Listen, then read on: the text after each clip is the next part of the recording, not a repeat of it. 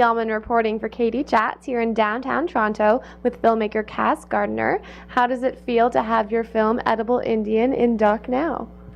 It's really great. I'm really excited to have it out of the editing room and onto the big screen and share it with everyone else. So.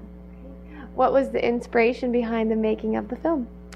Well, I myself am First Nations. I'm Algonquin from the Chippewa Reserve, and I really didn't know much about my own culture and heritage. So when I went to university, I started thinking, what does it mean to be First Nations in the 21st century? And I don't want to speak for everyone, but I think that most people my age who are First Nations have the same kind of questions, and it's a struggle trying to figure out what that identity means. So I thought the first thing that's most accessible is for food, like food. Culture is really accessible via food. So I started digging into that, and the Edible Indian came out of that. And what was most shocking to you about food and sort of First Nations while you were making this film? Well, the premise of the film was asking each chef, what's your favorite meal and can you make it for me? And it was really beautiful and it caught me off guard that everyone's favorite food is kind of something that their mother made for them or their father made for them. It's so great how food is tied to memory. Sense is our strongest smell that's tied to memory, and when people get in the kitchen, there's all these amazing stories that come out that are just, you know, oh, I remember when I make moose meat, I think of my dad and I going hunting, and it's like my favorite memory, and so it was great to capture all of that. And how did you find all of your subjects? Well, I am new to Toronto, so I basically just went on a kind of manhunt for First Nation chefs or people who were doing anything with traditional foods in Toronto. And I just kind of, half of it was just me literally just like Googling and walking around, and then the other half was word of mouth that I was hearing from various people. Did you find that the chefs embraced you warmly and what you were trying to do? I think for the most part the chefs embraced me. I mean, now I think they do. At first, I think maybe they were like questioning my intention perhaps, or being like, why do you want to know this? Like, it's just what we do. But as I kind of hung out at the restaurants and ate there all the time and was just constantly bugging them, I think they warmed up to me. Is there a sort of a traditional First Nations dish that perhaps people don't know about? Well, I mean, there's a lot of dishes.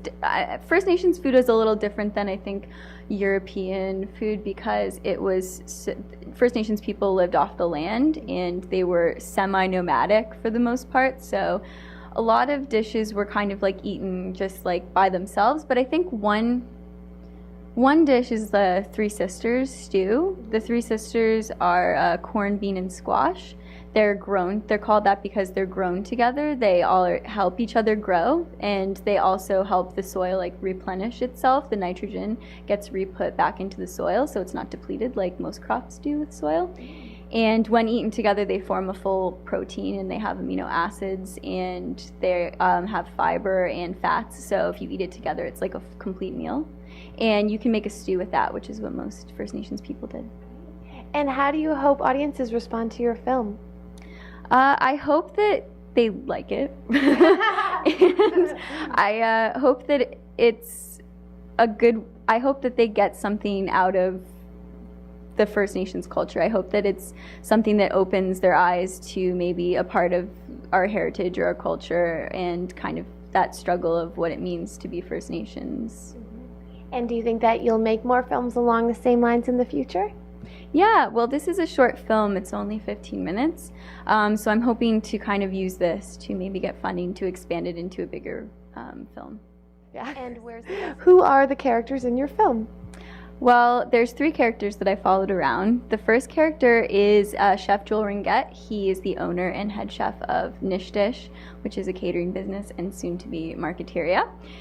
And he cooks traditional food. And the second subject is Ronnie Ottereyes, who is the co-owner and chef at Tea and Bannock, which is a traditional kind of comfort food native restaurant on Gerrard here in Toronto as well. And The third subject is Lorraine Liberty, who is not a chef, but she is an elder in the community in Nipissing, which is a reserve in North Bay, and she's also a counselor and elder at Canadore College. And she she has a lot of teachings about the traditional medicines and foods. And where's the best place to find out more information on you and the project online? The Docnow website, docnow.ca, which has a whole profile of me and the project, and I have a website coming soon, but it's not up yet, so.